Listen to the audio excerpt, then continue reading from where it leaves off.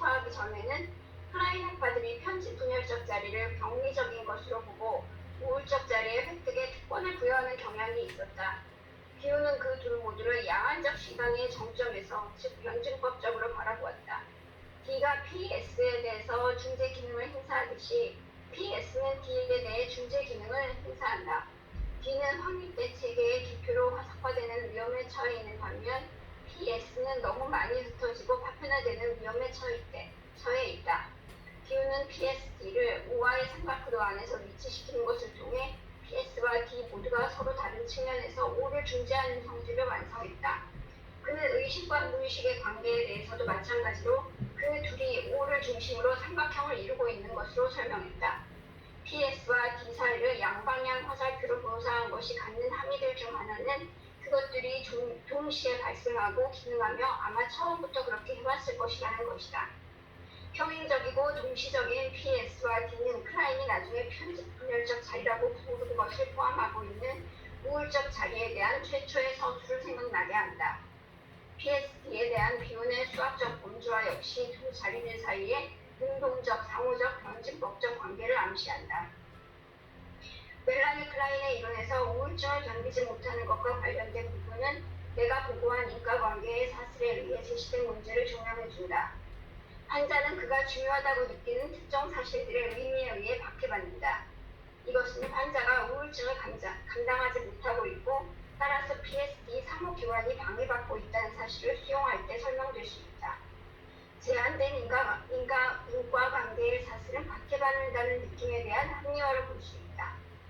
본질적으로 PSD는 경험에서 배우기, 베타 요소, 즉 정신화되지 않은 감각 인상될 상태 안에 있는 정서인 O가 정신적 소화가 가능하고 마음의 나머지 부분에 분배될 수 있는 알파 요소로 변형되는 과정을 나타내는 표기법이다. 좌표의 한 범주에서 다른 범주로 바뀌는 과정은 해체와 재통합 또는 PSD로 서술될 수 있다. PSD와 이 기호들 사이에는 연결이 있는 것처럼 보이지만 그것들의 상위성으로 인해 그 연결의 형태를 알기는 어렵다. 이 기호들이 작용할 수 있기 전에 이게 발견되어야 하며 이 기호의 발견은 PSD의 작용에 달려있다. 이 기호들의 의미가 이걸 뭐라고 그냥 표현하는 게 좋을까요? 담는 것과 담기는 것이라고 얘기를 하시면 좋겠어요. 이 기호를. 예. 네네네. 담는 것과 담기는 것. 첫 번째로 만나는 문제는 K, L 그리고 H의 분성을 확립함으로써 과학적 엄격성을 증가하기 위해 무엇을 할 수 있는가이다. 우리는 박해 감정을 지닌 미립자의 분선을 포함하는 상호작용 대신에 그리고 우울증의 느낌을 통합하는 대신에 PSD, 해체, 전체적인 상실과 관련된 우울한 무감각 또는 강렬한 밀착과 퇴행적인 무감각한 폭력 상황에 대해 처해 있음을 볼 수 있다. 여기서 얘기하고 있는 마이너스를 다 붙였다는 걸 생각하세요? 그러니까 K라는 게 arm이라 love나 hate가 제대로 되지 않은 경우를 얘기하고 있어요.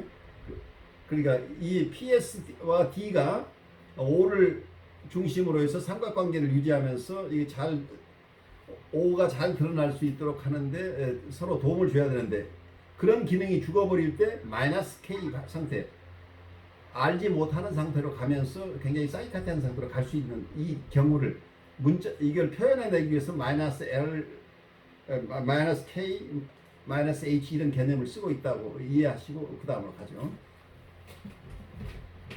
이온의 PSD 개념은 클라인의 실증주의적 외눈박이에 하나의 자원 차원을 지닌 선형적 통로를 일련의 변증법으로 구현시킨다. 클라인의 PS 안에는 좋은 적과승과 나쁜 적과승과 관련된 변증법이 내포되어 있다. 그 다음에 우울적 자리 개념이 등장하게 되자 PS와 D 사이의 진정과 퇴행의 문제가 관련된 또 하나의 변증법적 만남이 발생하게 된다. 비운에 담는 것, 담기는 것 개념이 PS 상태에 대한 이론을 우울적 자리에 있음으로 해서 유아를 적절히 담을 수 있는 엄마와 그 엄마에게 담기는 유아가 함께 있는 것이라는 상호주관적인 이론으로 변형시켰듯이 그의 PSD 이론도 우울적 자리가 처음부터 내내 PS와 변증법적 관계에 있었고 다만 시기적으로 나중에 두드러진 상태에 도달하는 것이라는 의미로 변형시켰다. 달리 말해 유아는 가장 초기 형태의 우울적 자리 안에 태어나는 것으로 이해될 수 있으며 이 자리가 대상 상실의 경우보다 앞선다는 점에서 그것의 최초의 상황은 출생 상황이다. 그러나 우울적 자리가 또한 신생아가 전혀 준비되어 있지 않은 성수, 자기 정체성, 자신이 대상에게 의존되어 있다는 사실의 수용, 전체 대상, 관계 등의 속성을 필요로 한다는 점에서 신생아는 그의 정서적 경험에 무작위적 데이터를 걸러내고 처리하고 알파, 베타화 하기 위해서 발달적으로 PS를 통과해야 하며 그 과정에서 통합이 발생하는 우울적 자리가 웅세하기 전에 먼저 나누고 구별하는 것을 통해서 좋음과 나쁨을 범주화해야 한다. 비혼의 개정된 개념에 따르면 우울적 자리는 또한 PS와 동시적으로 기능한다. 아주 쭉 발전을 해주셔서 내용은 클리어한데 그 중에 오역이 하나 있어 보여요. 마지막 문장을 보시면 마지막 패러그래프에 여기서 PS 포지션과 D 포지션이 원래 멜라니 클라인 얘기했을 때는 PS 포지션에 있다. 그 편집 분열적 자리에 초기에 한 3개월쯤 그런 자리에 있다가 3개월 이후에 6개월까지 D 포지션으로 옮겨간다. 이게 발생론적으로 그래서 PS 포지션은 굉장히 병리적이고 아직 부분 대상으로 있어서 아직 발달하지 못한 측면인데 D 포지션에 가면 이게 발달이 돼서 우울적 자리로 간다. 그래서 디프레시브 포지션이라는 용어는 저는 우울적 자리라고 표현하는 것은 번역을 잘못한 것으로 보이고 그건 성숙적 자리라고 봐요 저는. 그러니까 부분 대상을 통합해낸다는 의미에서 디프레시브 포지션은 성숙적 자리라는 개념이 더 합당한 것으로 보이는데 어쨌든 우울적 자리라고 표현하고 있는데 이 두 가지 포지션이 과거에는 선형적인 순차적인 통로로 봤다는 얘기예요. 그래서 근데 현대 클라인 학파에서는 또 PS 포지션에 있다가 통합이 일어나서 우울적 자리로 갔지만 다시 또 상황이 어려워지면 PS 포지션으로 다시 되돌아가고 다시 D 포지션으로 간다. 이렇게 순환한다는 개념을 가지고 있긴 하지만 비혼의 얘기는 그보다 더 깊어요. 처음부터 PS 포지션과 D 포지션은 같이 있었다고 주장하는 거예요. 이 양안적 시각이라는 얘기예요. 이 양안적 시각, 처음 우리는 태어날 때 우울적 자리로 태어난다고 얘기를 하고 있잖아요. PS 포지션을 거쳐서 3개월 이후에 우울적 자리로 가는 게 아니고 처음부터 우리는 우울적 자리에 태어났다. 이런 개념을 가졌는데 그 개념을 이해하면서 이 자리가 대상 상실의 경험보다 앞선다는 점에서 그것은 최초 경우는 출생 상황이다. 이 두 번째 해석은 영어의 어떤 부분을 번역한 거냐면은 insofar as this position predicates the experience of object loss, the first instance of which is the birth situation. 그러니까 유아가 태어날 때 우울적 자리에 아주 초기 상태의 우울적 자리로 가장 초기 형태의 우울적 자리라는 개념을 썼죠. 아직 충분하게 우울적 자리에 가지 못했지만 초기에도 이미 우울적 자리다. 근데 그걸 어떻게 우울적 자리라고 부르느냐? 이 개념이 지금 다르죠. 아까 PS를 거쳐서 부분 대상이 아니라 전체 대상으로 볼 수 있도록 발달한 걸 디프레시브 포지션이라고 얘기를 했어요. 클라인이. 그런데 갑자기 비혼이 아니야 태어날 때부터 우울적 자리에 있었어. 그럼 그 우울적 자리는 뭐냐? 그 우울적 자리는 아주 가장 초기 형태의 우울적 자리라고 얘기를 해버려요. 그러니까 이게 이제 이 다른 얘기를 할 때 쓰는 방법이에요. 그러니까 마치 요새 시사에서 나오는 것처럼 누구 얘기를 듣는 것처럼 하면서 사실은 안 듣는 얘기예요. 누구의 명을 딱 들어주는 것 같은데 사실은 거꾸로 얘기를 하는 케이스예요. 그래 멜라니 클라인의 얘기대로 하면 우울적 자리는 3개월 후에 와야 PS 포지션을 지나서 우울적 자리가 온다고 하는 개념인데 태어날 때 우울적 자리로 태어났다고 하는 얘기는 그러면 어떻게 해서 디프레스 포지션을 클라인의 개념을 가지고 있을 수 있느냐. 그런데 여기에서 클라인의 개념을 이분은 어떻게 여기서 우울적 자리 개념을 이렇게 정의를 해요. The experience of the object loss. 대상 상실의 경험. 이것이 우울적 자리에서 경험하는 것이라고 본 거예요. 그러니까 우울적 자리라는 건 대상 상실을 경험하는 그러한 위치란 얘기예요.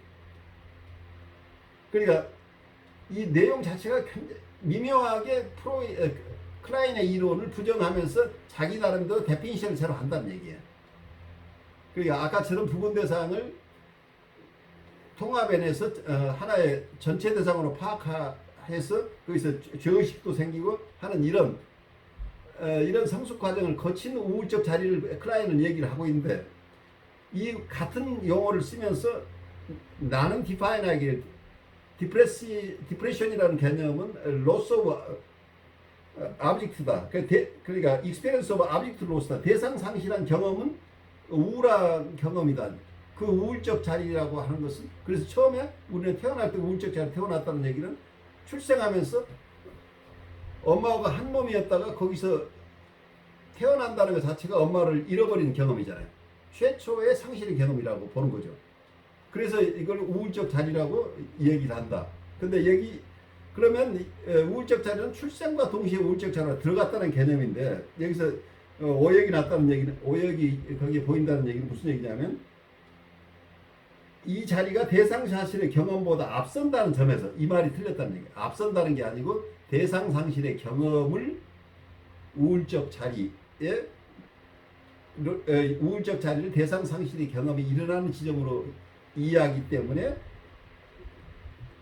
최초의 출생에서 경험하는 것처럼 우리는 처음 태어나면서부터 우울적 자리로 태어난다는 개념을 그렇게 주장하는 근거는 데피니션을 가지고 이렇게 자기가 정의했다는 얘기예요.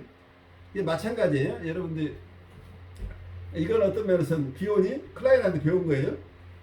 클라인이 프로이드 얘기를 프로이드 말씀을 다 잘 듣는 것처럼 난 프로이드인이라고 하면서 프로이드를, 그러니까 자다 벌떡 일어날 만큼 엉뚱한 짓을 많이 하죠. 뭐냐면 슈퍼이고가 생겨나는 시점을 어때요? 프로이드는 보통 3살, 4살, 5살 이렇게 돼서 에디퍼스 컴플렉스를 경험하면서 슈퍼이고가 생겨난다고 얘기를 하고 있죠. 그런데 멜라니 클라인 슈퍼이고라는 개념을 가지고 와서 쓰면서 초기 첫 1년에 벌써 슈퍼이고를 경험한다는 거예요. 같은 슈퍼이고라는 용어를 썼는데 이게 뭐냐 그러면 이게 아주 원초적인 슈퍼이고다 이렇게 얘기를 해버리고, 같은 용어를 쓰고 있지만 전혀 다른 얘기를 쓰면서 남들이 보면 같은 것처럼 느끼는데 사실은 전혀 다른 현상을 설명한다는 거예요. 조금 납득이 가시나요? 그래서 학자들이 쓰는 용어를, 같은 용어를 쓸 때 각각 다른 것을 담아서 쓰는 경우들이 꽤 많다는 거지. 여러분 이해해야 이제 이분들의 미묘한 서로 관점의 차이를 이해하게 되죠. 이제 그 번역한 부분은 이해하시겠죠? 결국 그게 왜 이렇게 번역이 됐을까 하고 내가 생각해 보니까 프레디케이트라는 말 자체를 아마 프리데이트나 뭐 이런 개념으로 혹시 잘못 이해하지 않았을까 싶어요.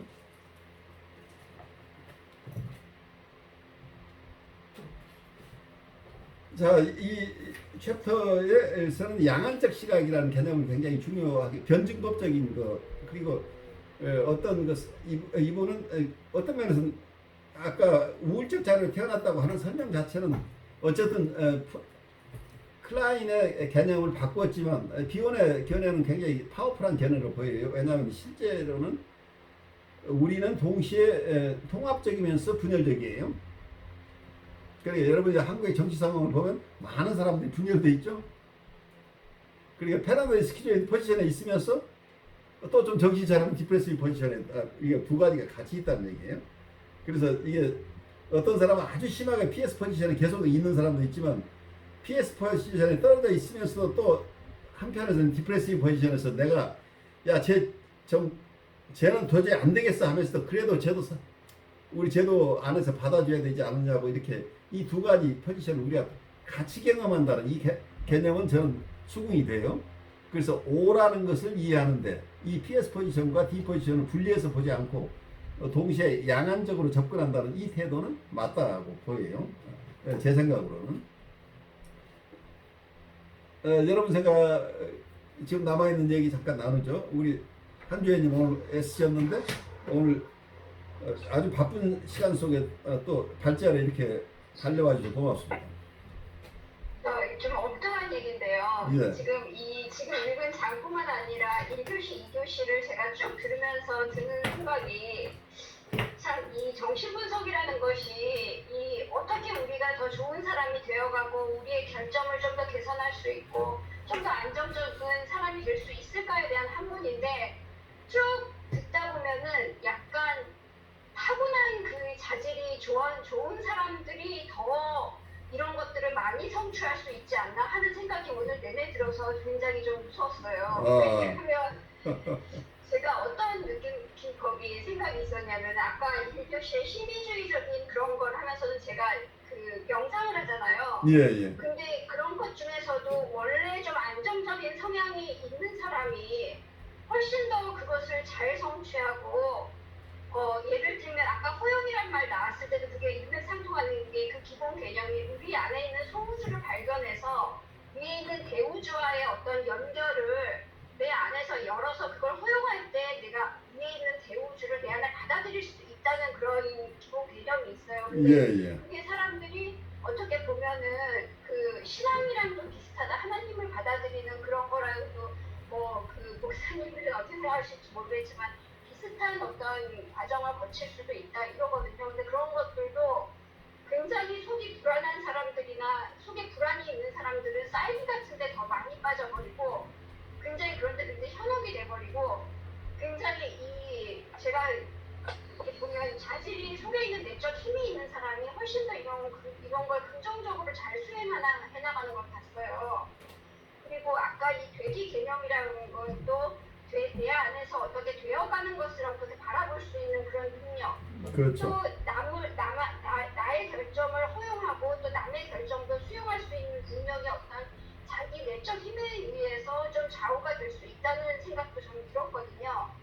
그러니까 이 전체적인 것들을 쭉 이렇게 듣다 보면은 저희가 이런 것들을 통해서 더 좋은 사람이 되기 위한 이 과정인데 원래 가지고 있는 어떤 뭐 내적 힘이라든지 자질이라든지 이런 것들이 훨씬 더 이런 것을 좋게 기능하게 한다는 느낌이 들어서 어떻게 보면은 경험자 우대 뭐 이런 느낌이 들기도 하고 여러 가지 생각이 들면서 굉장히 재밌게 오늘은 1, 2교시 들었거든요. 이게 굉장히 중요한 말씀을 해주셔서 임상적으로 그래서 우리가 목사님들도 계시지만 신앙 자문을 해오러 오시는 분, 신앙 상담 하시는 분 중에 많은 분들이 신앙 상담 이전에 심리적인 이슈를 가지고 왔을 때 이걸 신앙 쪽으로 끌고 가버리면 사고가 날 가능성이 굉장히 높다.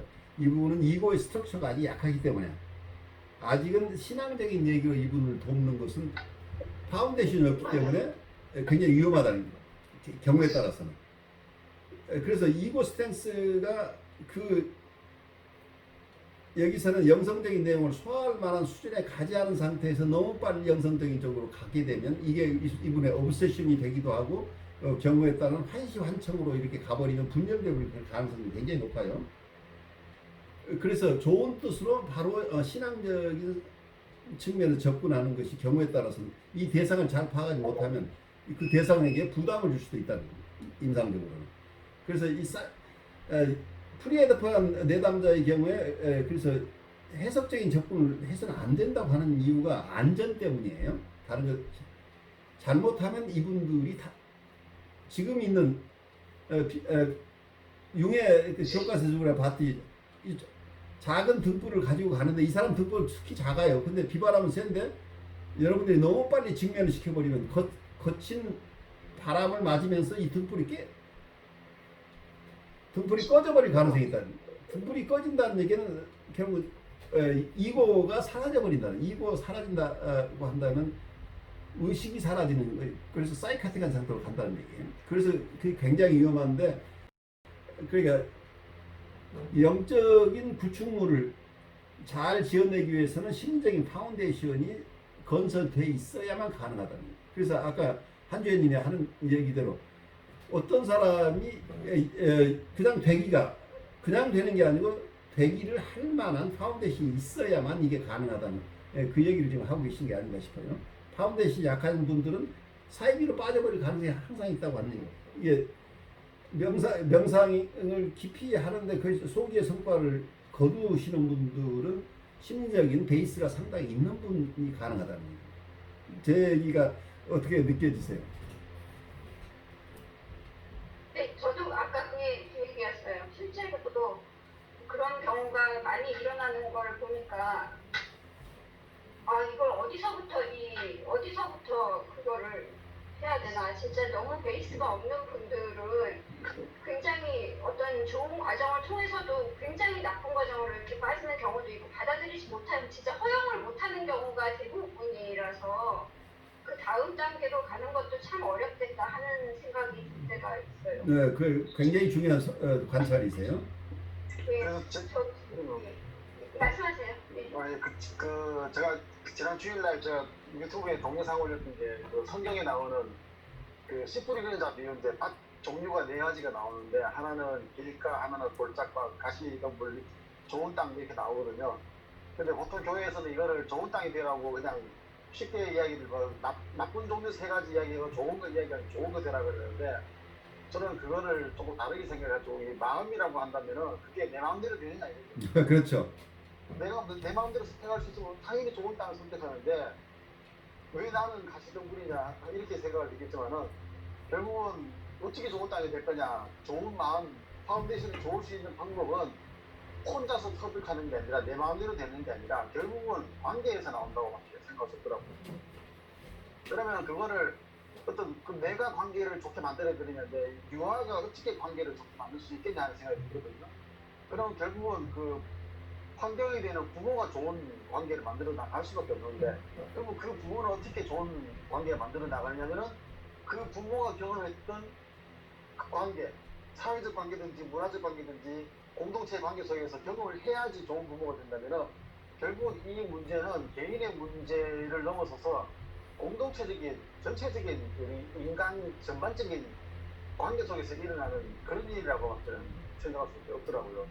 결국은 이게 혼자서 이게 내가 좋은 마음이 되겠다, 또 파운데이 좋은 사람이 되겠다는, 저 사람만 좋게 만들어야겠다가 아니라 결국은 이 비올이 말하고 있는 것은 PS와 D가 서로 상호작용하는 것처럼 우리가 알고 있는 대부분의 개념들은 상호작용하는 것이지 일방적이지 않더라 이거죠. 그렇죠. 아주 교수 학습이 상호작용이지 선생님은 가르치고 학생은 배운다로 끝나버리는 일방적인 관계가 아니냐라는 게 우리가 경험에서 알고, 그게 또 결국 일어나된 것처럼 모든 것은 일방적인 게 아니고 상호관계라 그러면은 우리가 전체적으로 상호관계가 일어나갈 수 있도록 어쩌면은 이 상담심리 심리학을 배운 사람들부터 시작해서 그 환경을 자꾸 넓혀나가는 것밖에는 방법이 없지 않냐 하는 그런 생각을 좀 하게 됐습니다.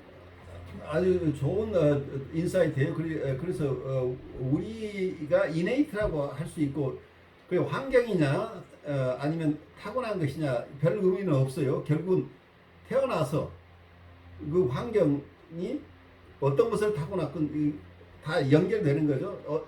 아무리 취약하게 태어났지만 좋은 환경이 있다고 한다면 그것을 극복해낼 수 있는 가능성도 있는데, 아무리 좋은 씨앗을 가지고 있어도 환경이 나쁘면 이 씨앗은 발효할 수가 자라날 수가 없겠죠. 그래서 타고난 것과 환경이 다 중요하긴 한데, 결국 우리가 그분을 도울 수 있는 것은 타고난 것을 어떻게 할 수는 없기 때문에 환경이 좋은 환경이 되어주는 것이죠. 원래 부모가 좋은 환경이 되지 못해서 힘드신 분이면 상담자가 새로운 환경이 되어줘서 이분들이 다 어떤 발달에서 정지되어 있는 그 부분에서 다시 새롭게 발달할 수 있도록 도와주는 역할을 우리가 하는 거죠. 근데 역시나 그게 쉬운 일은 아니라는 생각이 들어요. 엄청나게 어려운 일이죠. 예, 그러니까 뭐 우리 하는 말이 철들자 뭐 도망간다는 것처럼 이제 좀 돼가나 싶으면 벌써 죽을 때가 되어가는 그런 것처럼 아주 쉽지 않고 에너지를 많이 필요하는 것이라서, 어쩌면은 저도 자주 생각드는 게 너무 어떨 때 회의적일 때가 있는 거죠. 내가 이거 왜 하는가 싶을 때도 있지만은, 그래도 저는 뭐냐면 저 와이프가 그 이야기 하더라고요. 이거 우리가 할 수 있는 거냐고 이렇게 묻더라고요. 그래서 우리가 뭐 많이는 못하지만은 적어도 내가 조금이라도 달라지면은 바로 영향 받는 것은 우리 아이들이다 이렇게 얘기했어요. 와, 아이들이 먼저가 아니에요? 와이프예요? 네, 그러니까 우리 와이프랑 둘이서 네, 그러니까 그렇죠. 우리의 영향을 가장 많이 받는 게 아이들인데 그 아이들이 자라면서 그러한 여러 가지 나쁜 상황을 견뎌낼 수 있는 그런 힘이 있다면은 이 아이들을 통해서도 또 사람들이 바뀔 수 있다. 그러니까 우리가 할 수 있는 게 그밖에 없잖냐 이거죠. 뭐 예를 들어서 목사라 해가지고 교회에 있는 교인들을 다 바꾸겠다 이거는 너무 욕심 같고 결국은 가장 가까이 있는 사람 그리고 더군다나 그 타인들에 대해서는 어떻게 보면 사회적인 그런 입장에서 좀 형식적인 좋은 모습을 보이려고 애를 쓸지 모르겠지만은 집에서는 이 감정의 밑바닥까지도 드러낼 수가 있잖아요. 그렇기 때문에 오히려 더 파급효과가 크고 더 임팩트가 강하다고 생각을 해보면은 가장 큰 책임은 딴 데보다도 자녀 양육하는데 가장 큰 책임이 있다는 그런 생각이 들더라고요.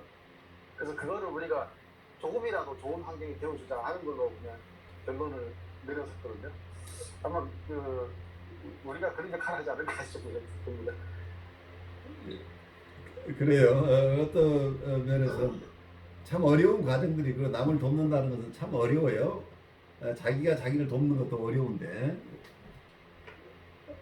그래서 기진맥진하기도 하는데 어쨌든 그래도 성인이라는 게 왜 성인이냐면 그분이 남을 일부러 도우려고 해서 성인이 아니고 그분 스스로 자기의 여기서 융이 얘기하는 식으로 얘기하면 대극의 일치를 이루신 분이 성인이라고 해요.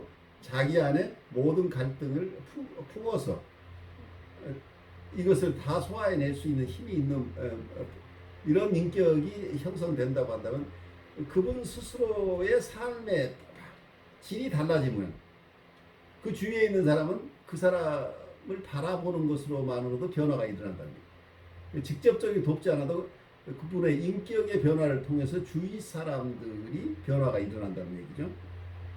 그래서 구체적으로 누구를 가리켜서가 아니라 우리의 삶 자체가 달라지면서 사람들은 알게 모르게 도움을 받게 된다. 이렇게 우리가 볼 수도 있겠죠.